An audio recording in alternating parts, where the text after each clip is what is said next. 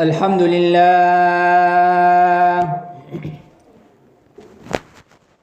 لله نحمده ونستعينه ونستغفره ونؤمن به ونتوكل عليه ونعوذ بالله من شرور أنفسنا ومن سيئات أعمالنا من يهده الله فلا مضل له ومن يضلله فلا هادي له وأشهد أن لا إله إلا الله وحده لا شريك له وأشهد أن سيدنا وسندنا وحبيبنا وشفيعنا ومرشدنا ومولانا محمدا سيد المرسلين وخاتم النبيين أما بعد فأعوذ بالله من الشيطان الرجيم بسم الله الرحمن الرحيم يا أيها الذين آمنوا أنفقوا من طيبات ما كسبتم ومما أخرجنا لكم من الأرض ولا تيمموا الخبيث منه تنفقون ولستم بآخذيه إلا أن تغمضوا فيه واعلموا أن الله غني حميد الشيطان يعدكم الفقر ويأمركم بالفحشاء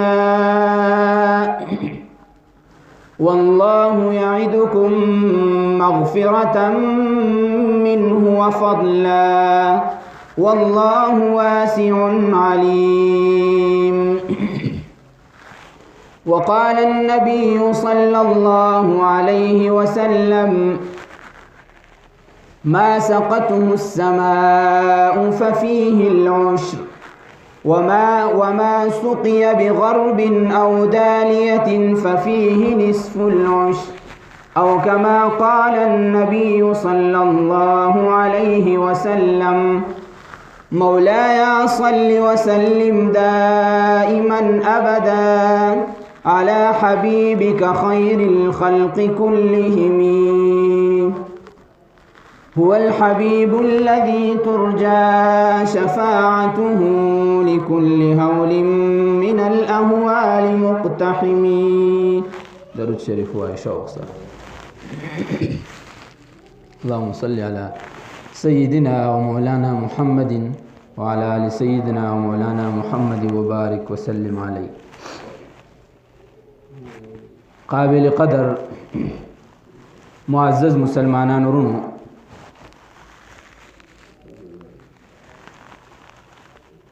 قرآن مجید کی اللہ جل جلالہ د زندگی د تیرولو ټول احکامات را لېږلي دي که هغه د انسان د انفرادي زندگی سره تعلق ساتي او که هغه د انسان د اجتماعي زندگی سره تعلق ساتي ټول تفصیلات د شریعت په دې قرآن مجید کې بعضی مختصر او بعضی تفصیلا ذکر دي دا غي تفصیلاتونه یو تفصیل د زکات متعلق هم الله جل جلاله ذکر کړی دی زکات دا ویلې شي د مال صفایه ته کله نا کله دا زکات مال نه ادا کولې شي او کله نا کله دا زکات د ځمکې د پیداوار نه ادا کولې شي یعنی چې ځمکه کې سړی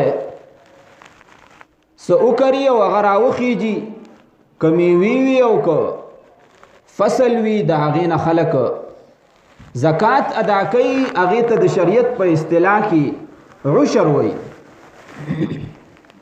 زکات الارض ورته ویل شي. خو د دې تفصیل بیا رو پرو بدلیږي چې د کمې ځمکې نه به عشر ادا کولی شي او د کمې نه به شلمه حصه یعنی نصف عشر نیم عشر ادا کولی شي. د ځمکو په اعتبار سره او د ځمکې د اوبو په اعتبار سره دا حکم بیا بدلیږي. خو لیکن ادا کولی لازمی دی، واجب دی. او د دې زکات په دین اسلام کې د دې عشر ادا کولو د دې لسمې د ځمکې نه چې کوم پیداوار راشي د دغې نه د لسمې حصې د ادا کولو دومره لوی اهمیت دی چې قرآن مجید کې الله جل جلاله او یا ځله د منځ د تذکرې سره د دقې زکات تذکره کړې ده، او یا ځله د منځ د تذکرې سره د زکات ورکولو د زکات د ادا کولو تذکره کړې ده چې اول منځ ذکر کړی دی نو ورپسې ذکر کړی دی چې ایتاء الزکات، زکات ادا کول، اداء الزکات. تر دې حد پورې چې کله نبی کریم صلی الله علیه وسلم د دنیا نه تشریف ویوړ نو بعضې خلک داسې پیدا شو چې اسلام یې خو راوړی و، خو لیکن هغې د زکات نه انکار وکړو چې نبی کریم صلی الله علیه وسلم لاړه اوس به موږ زکات نه ورکوو. حضرت ابوبکر صدیق رضی الله تعالی عنه په هغې باندې ډېر سخت ایکشن واغسته، تر دې پورې چې ابوبکر صدیق رضی الله تعالی عنه ارشاد وفرمایا کم یو کس چې په منځ او په زکات کې فرق کوي په خپله توره به سر اوړاو کما. چې کم یو کس په منځ او په زکات ادا کولو کې فرق کوي چې دا ګڼي چې منځ خو ضروري سیز دی، فرض سیز دی، او زکات دومره څه لازمي سیز نه دی، نو په خپله توره به سر اوړاو کم او د هغې سره به زه د جنگ اعلان وکړم. اوس د دې نه د دې اهمیت معلومیږي چې د زکات او د ځمکې نه د کم پیداوار د الله تعالی په حق کې د ورکولو څومره لوی اهمیت دی په دین اسلام کې. خو لیکن افسوس دا دی چې اکثر خلک یا خو د دې مسایلو نه خبر نه او یا اکثر طور باندې خلق د مسائل نه خبري خو ورکوي نه. په ذهن کې دا خبره پرته چې یاره دا کما ورکنو دا خو یو څو منه دانی دی او چې زه ته دغه عشر ورکم او پلانکي راته وینا کړې ده چې هغه له ورکم زما څه به څه پاتې شي. قرآن مجید کې الله جل جلاله ارشاد فرمایي یا ایها الذین آمنوا انفقوا من طیبات ما کسبتم. اے مومنانو تاسو خرج کئ د الله تعالی په لاره کې هغه څیز ورکئ چې کوم تاسو ګټلی دی او د هغې نه خراب څیز مه ورکوئ بلکې د هغې نه صفا څیز ورکئ.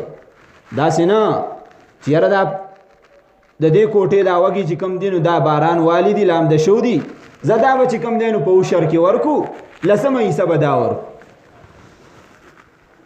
الله جل جلاله ارشاد فرمایي انفقوا من طیبات ما کسبتم. د خپل مال نه پاکیزه اشیا عمده اشیا تاسو د خپل مال نه په زکات کې ورکئ. او بیا ورپسې ارشاد فرمایي دا خو د مال تذکره شوه چې پیسې سړی وګټي. ورپسې ارشاد فرمایي ومما اخرجنا لکم من الارض. او ای خلکو تاسو هغه مال هم ورکئ چې کوم د ځمکې نه موږ ستاسو دپاره راویستلی دی. په دې آیت مبارکه کې الله جل جلاله یو خبره وکړله چې د دې ځمکې نه دا مال ستاسو دپاره ګورئ دا پیداوار ستاسو دپاره موږ راایستی دی. یاد ساتئ که چرې ور دې نه که آینده به داسې وخت راځي چې دا پیداوار چونکې ما راایستلی دی زه به یې د سرې نه راونه باسمه. که چرې د الله تعالی حق دې پکې ادا نه که نو دا مال ما راایستلی دی د ځمکې نه آینده چې ته څه فصل وکرې نو اډوزه به لرا وکاږم نه دغه شانتي به پاتې شي. لہذا ته د عشر د الله تعالی د بندګانو چې کوم حقوق دي د هغې خیال ساته. اوس چې کله مونږ د خپل ځمکې نه عشر ورکو نو په هغې کې خو زمونږ یو څو فایدې وشي. اولنۍ فایده دا وشو چې د الله تعالی حکم دی په مونږ باندې فرض دی چې مونږ د الله تعالی د حق د هغه بندګانو ته حواله کړو. یو مونږ د الله جل جلاله د دې حکم تعمیل وکړو دام ادا کړو. دویم دا یو لوی عبادت دی. عشر ورکول د ځمکې نه لسمه ورکول دا یو عبادت دی چې کله مونږ دا عبادت وکړو د الله جل جلاله قرب او نزدېکت به مونږ ته حاصل شي. درېیمه فایده به څه وشي؟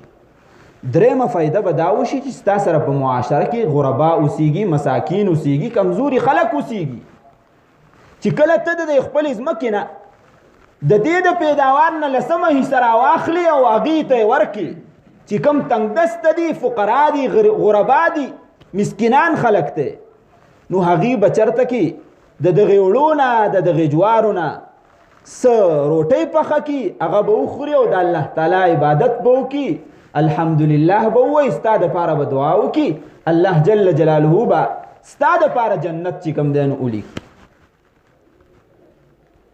نو دا فایدې به هله راوځي، معاشره به هله برابریږي، په معاشره کې به هله غربت ختمیږي چې کله مونږ دا خبره یقیني وګڼله چې دا سیس په ما باندې فرض دی، دا به زه ادا کوم.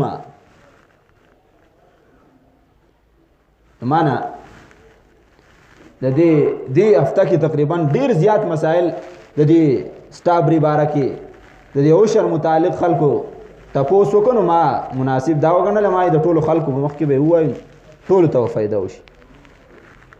یو څو مسائل ستاسو مخې ته ذکر کوم او غور سره واورئ چې پوه شئ. بعضې وخت کې یو کس مسله واوري خو پوه شوی پې نه وي، بل ته بیان کیو مسله باندې ځان نه پوه کړی، غلطه ورته بیان کړي، هغه بل ته بیان کړي، نو د هغې نه لوی بګاړ پیدا شي. غور سره ورته غوږ کېدی. اهمې مسلې دي. د امام ابو حنیفه رحمه الله په نسب باندې زمونږ دا کومې ځمکې دي په دې کې عشر دی، یعنې د ځمکې د پیداوار لسمه حصه د الله تعالی په لار کې ورکول، دې ته ویلی شي عشر، لسمه حصه. بعضې ځمکې داسې چې سړی ورته خپل موټر ولګوي، د کوهي نه ورته اوبه بوځي یا ورله چېرته ټینکر راوړي او هغه ډکوي په پیسو باندې، روپۍ په پیسو باندې چې کوم دی نو اوبه اخلي او هغه بیا پټي ته پرېږدي، د هغې د وجې نه هغه زرغونېږي هغه میوې، نو په هغې کې عشر نه دی، په هغې کې نصف عشر دی، شلمه حصه ده. خو زمونږ دا ټولې ځمکې چې څومره دي په دې کې لسمه حصه ده. یعنی مثلا 1,00,000 روپۍ یوې ځمکې وکړي نو لسمه حصه په دې کې څه ده؟ لسمه حصه څه ده؟ 10,000 روپۍ. شلمه حصه په دې کې 15,000 روپۍ شوې. دا حساب دی. زمونږ په دې ځمکو کې لسمه حصه ادا کول په مونږ باندې لازم دي. اوس به څوک دا وایي چې یاره دې کال مې سټابري کرلې وه او ډېره لږه راله، ریټ یې هم ونه کړ او خرابه شوه، ډېره مې ترې ګزار کړه. نو د امام ابو حنیفه رحمه الله په نسب باندې په پیداوار کې دا ضروري نه ده چې دومره مقدار کله راشي نو بیا به ترې عشر ادا کولی شي، او که د دې مقدار نه کم وي نو بیا به ترې نشي ادا. دا شی نشته دی چې څومره پیداوار ځمکې وکړو د هغې نه به ته عشر ادا کړې، اگر چې 10 روپۍ دی ولې نه خو د هغې نه به ته عشر ادا کړې، لسمه حصه به د هغې نه ادا کړې. دا عشر ټکی زه بار بار استعمالوم، یعنې لسمه حصه د دې نه مراد. یو کس دی هغه پټی وکړه پردی، په اجاره باندې و، ما یو کس له 1 لک روپۍ ورکړې چې د یو کال پورې به ستا د ځمکه زه کومه و زه به پکې چې ځان له څه کرم به پکې 1 لک روپۍ هغه واغستې ما 2 فصلونه به دې کې وکړل. اوس به سوال خلک دا کوي چې عشر به په چا باندې 1 لک روپۍ خو ما بل کس له ورکړې د ځمکې مالک له په ما باندې به اوس عشر یې لسمه حصه که په هغه باندې به لسمه حصه یې د دې پیداوار. نو یاد ساتئ چې د اجارې په صورت کې به عشر په هغه چا باندې راځي چې چا پټې کړی دی په هغه باندې به عشر راځي. ځکه چې ستانه ما 1 لک روپۍ اغستې دي نو په ما باندې په هغه 1 لک روپو کې زکات لازم دی چې کله کال په ما باندې تیر شي او په پټی کې داسې لازمي نه دی چې په پټی باندې د کال تیر شي. که 1 میاشت بعد ستا فصل راغی 2 میاشتې بعد ستا فصل راغی که هر کله ستا فصل راغی په کال کې څو ځله ستا فصل راغی په تا باندې به د هغې نه لسمه حصه ادا کول لازمي وي. په زکات کې او په عشر کې هم دقه فرق دی چې ګوره کله د پیسو نه زکات ورکې نو په هغې باندې به حولان حول لازم وي یعنی د 1 کال تیرېدل به لازم وي په هغې باندې چې 1 کال پې تیر شي هله به پې زکات راشي او 40مه حصه به د هغې نه ورکې یعنی په 40 کې 1 روپۍ په 40,000 کې 0 روپۍ په 80,000 کې 2,000 روپۍ په 1 لک کې 2,500 روپۍ. نو د زکات لپاره چې کله مال وي نو د دې لپاره 1 کال تیرېدل لازم دی خو د پټي د پیداوار لپاره 1 کال تیرېدل لازم نه دي. چې کله پټي پیداوار وکړو په هغه ټیم کې به تا باندې د هغې نه لسمه حصه ادا کول لازم دي. اوس یو سړی دی هغه ځمکه د چا وکړله هغه ته یې وویل چې زه به په نیمه باندې وکړم. اولنۍ صورت ما د اجارې ووي. دویم صورت دا دی چې ما ستا ځمکه وکړه زه تا ته ویم چې کله پیداوار راغی نو نیم به تاله در کوم او نیم به زه اخلم. په دې صورت کې به اوس عشر څوک ورکوي لسمه حصه به څوک ورکوي. سټابري دا مسله ده که خلک په نیمه باندې ځمکې کوي نو اوس به څوک ورکوي دا عشر لسمه حصه به څوک ورکوي. نو مسله دا ده چې نیمه حصه تا هغه ته حواله کړه د نیمې حصې عشر به هغه ورکوي او د نیمې حصې عشر به ته ورکوي. داسې نه ده چې ما ستا ځمکه کړې ده نو 1 لک روپۍ هغې وکړې او 50,000 به زه تاله در کوم 50,000 به ځان له اخلم او د دواړو حصو چې کوم دی نو عشر به زه ورکوم. داسې خبره نه ده. نیم به یو ورکوي نیم به بل ورکوي. بل یو صورت ما ستا ځمکه وکړه زه تا ته وایم چې 5مه حصه به تاله درکمه زه به هم په پټي کې کار کومه سټابري به ګوډومه اوبه به راتړمه بل نمبر به کومه او ته به راسره هم کار کې او تاله به څومره در کوم 5مه حصه. دا صورت اگر چې فاسد دی درست نه دی 5مه حصې والا دا صورت درست نه دی ځکه نه دا اجاره ده او نه مزارعت دی نه مزارعت دی او نه اجاره ده نه د نیمې نیمې خبره ده د حصې خبره ده چې ته کور کې کېنه زه به د لکوم دومره به راکې او نه اجاره ده ما نه پټی اغستی دی او ته کور کې کېنه او صرف به زه ستا ځمکه کوم. دا صورت هم نه دی. نو په دې صورت کې به څه چل کېږي؟ په دې صورت کې به عشر چې کوم دی دا ټول مالک ادا کوي.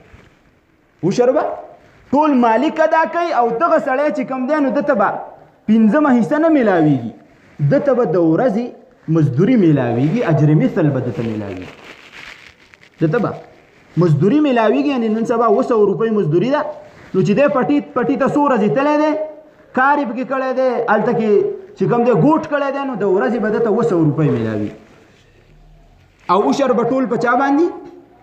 په مالک باندې، د ځمکې په مالک باندې به عشر. اوس یو کس ته هغه سټابري وکړله او خدای ولا ښه پیدا ورکړله. دا مسله اکثر خلک پوښتي. او سړی ولا راوست د واړی نه، د هغه دپاره چې کوم دی نو سیټ بک کو 200 300 400 روپۍ خرچه یې هم په هغه باندې وکړه. مزدوران یې راوسته، هغوی کټایي هم وکړله، بوټی یې راوویست،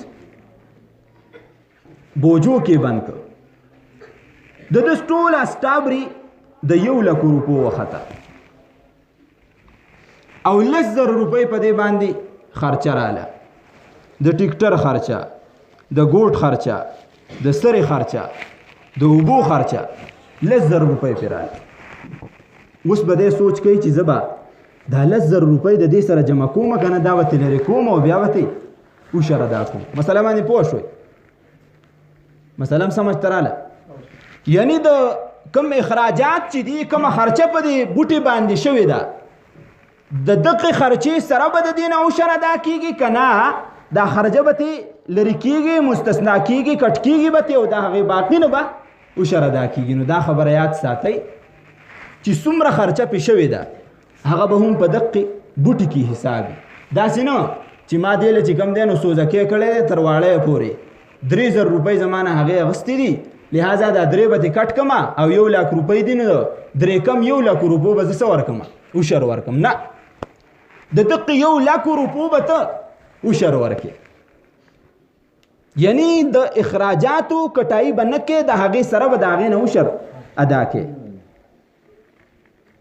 بله مسله، یو کس ته هغه وایي چې یاره زه خو سټابري کرمه خو پته نه لګي په هغه ټیم کې بیا ما ته په لاس باندې نغدي روپۍ راځي او که نه زه اوس د هغې عشر او 10مه حصه ادا کوم. نو یاد ساتئ تر څو پورې چې تا بوټی کرلی نه دی، تخم دې اچولی نه دی، تر هغې پورې که تا مخکې د هغې نه عشر ادا کړه نو دا عشر دی نه کېږي، دوباره به بیا دا ادا کې. بوټی دې وکړه، دانه دې واچوله، تر اوسه پورې دانې لاسوکه نه ده راښکاره کړې، زرغونه شوې نه ده او تا عشر ادا کړه، 10مه دې ادا کړه، اندازتن چې دومره به ماله کوي چې دې دومره ادا کوم. دا هم چې کوم دی نو په شریعت کې د دې څه اعتبار نشته. که چېرې دا بوټی راوخیږي، پیداوار راشي، د هغې به جدا ته بیا عشر ادا کړي. که چېرې بوټی دې وکاره او راوخته او بیا دې عشر ادا کړه، لا پخ شوی نه دی، عشر دې ادا کړه. یاره څوک ضرورتمند راغی چې ماله چې کوم دی نو پیسې پکار دي، ستا ذهن کې دا خبره شوه چې یاره زه دله 1000 روپۍ ورکوم او چې زما دا بوټی راوخیږي دا 1000 روپۍ چې کوم دي نو دا به زه په څه کې حساب کړم؟ د دې په 10مه حصه کې حساب کړم. هغه له دې هغه 1000 روپۍ ورکړې خو بوټی لا څوکه رایستې ده، دا عشر دې ادا دی. چې کله پیداوار راشي حساب کتاب وکړه، دا پکې د هغې نه ماینس کا، دا تې کټ کا. تاسو مسله سمجھ ته راله؟ دا داسې مسائل دي چې عام طور باندې په دې معاشره کې مخې ته راځي، خو اکثر طور باندې خلک د دې نه غافل وي، یا ورته پته نه یا تپوس نشي کولی، او که تپوس وکړي نو د داسې چا نه تپوس وکړي چې هغه غریب ځان له چې کوم دی نو پوهېږي نه، نو هغه ورته یا ګډه وډه مسله ووایي، پته ورته ونه لګي. لہذا په دې خبرو باندې عمل کول پکار دي. دغه شان دا مسائل دي چې آیا صرف د سټابري سره 10مه حصه تړلی شوې نه ده، دا ستا په غنمو کې ده، دا ستا په جوارو کې ده، دا ستا په هغه بوټو کې ده چې ته په پټي کې بوټي وکرې، سپیردار دې مثلا وکرل او ستا زړه کې دا دي چې دا به راغټ شي، زه به یې څه کوم؟ خرڅومه. نو چې کله دا راشي د دې پیداوار سر ته ورسي، نو په دقه سپیردارانو کې هم پتا باندې عشر لازم دی. او تر دې پورې علماء لیکلي دي چې دا بوس نه دی، بوس په دې بوسو کې هم که چېرې یو انسان راولګي او هغه ورکي عشر 10مه حصه، نو دا د ده دپاره ډېره بهتره ده. واجب نه دي، ضروري نه دي، خو لیکن د احتیاط په طور باندې د بوسو نه هم عشر ادا کول دا پکار دي چې سبا د الله په دربار کې اسینه زما مړی داون خلی. نبی کریم صلی الله علیه وسلم ارشاد فرمایي من آتاه الله مالا، هر هغه شخص چې الله جل جلاله هغه ته مال ورکړی وي او مال ورکړی وي فلم يؤد زکاته، او دغه شخص د الله جل جلاله حق د دین ورنکي، مثل له یوم القیامة شجاعا اقرع، د قیامت په ورځ باندې به دغه پټې، دغه گاډې، دغه بنگلا، دغه روپۍ د دینه به الله جل جلاله یو مار جوړ کی او لوی اجدها به جوړ کی، داسې اجدها به جوړ کی له زبیبتان، د هغې اجدها به په سر باندې ویښته نه وي، دومره زهریله به هغه چې په خپله به هم په جسم باندې د زهرو د وجې نه اثر شوی وي او ویښته به ترې لرې شوي وي. په دې تندي باندې به د هغې اجدها تور ټاکي، دا د ډېر زهریله والي د وجې نه، او بیا به څه چل وکړي، دغه اجدها به راولګي، دغه انسان به د دې دواړو جامونه ونسي او دې جامو کې به د هغه زهر ور داخل کی تر دې حده پورې چې دا انسان بمري ختمیږي به د دې زهرو د وجې نه، بیا به خدای ژوندی کوي او بیا به ختمیږي، دغه معامله به د سره شروع، او بیا صرف دا نه چې بس مار به پروت وي اجدها به پرته، نه دغه اجدها به د غاړې ته ور ځوړنده کړی شي. اوس تاسو اندازه ولګوئ چې د 1000 روپو د 2000 روپو د وجې نه یو انسان ځان جهنم ته ولې غذاري.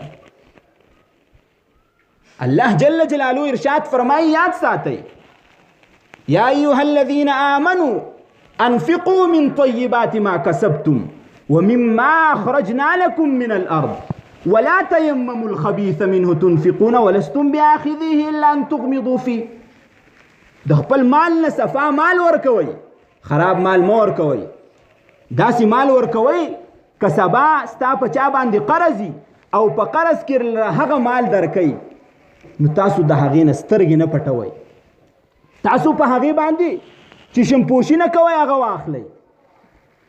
ګوره یاد ساتئ صفا مال ورکوئ، الله جل جلاله غنی حمید، ډېر غنی ذات دی، مالدانه ذات دی او لاپروا ذات دی. ګوره که نن دې ور نه کړه داسې وخت به راشي چې سبا به پټۍ شړ پروت وي، هېڅ به پکې خدای راونه خېجئ. لہذا د دې خبرو خیال ساتل پکار دی. ورپسې ارشاد فرمایي الشیطان یعدکم الفقر ویأمرکم بالفحشاء، شیطان خو تاسو ته دا خبره په ذهن کې اچوي چې مه ورکوه یاره 1,00,000 روپۍ دې که 1000 درته ورکړي 90 به پاتې شي، دا خو څومره نقصان دی. د فقر نه مېرئ، مه کوئ دا خبره. ویأمرکم بالفحشاء ویأمرکم بالبخل، تاسو ته حکم کوي په بخل سره چې بس کېده د ځان سره دا پیسې پکار به دي شي. لیکن یاد ساتئ الله جل جلاله ارشاد فرمایي څوک چې دا کار کوي نو زما سره د هر یو څیز چابیانې دي، والله واسع علیم، الله پوهه هم دی، وسعت والا هم دی، او د وسعت په معامله کې تنګۍ والا هم دی چې په چا باندې قهر متوجه کړي نو په هغه باندې د هغه رزق تنګ کړي. علماو لیکلي دي چې کم یو سړی زکات نه ادا کوي، د خپل ځمکې د پیداوار نه عشر او حصه نه ورکوي غریب ته، نو په هغه سړي باندې الله جل جلاله د رزق دروازې بندوي.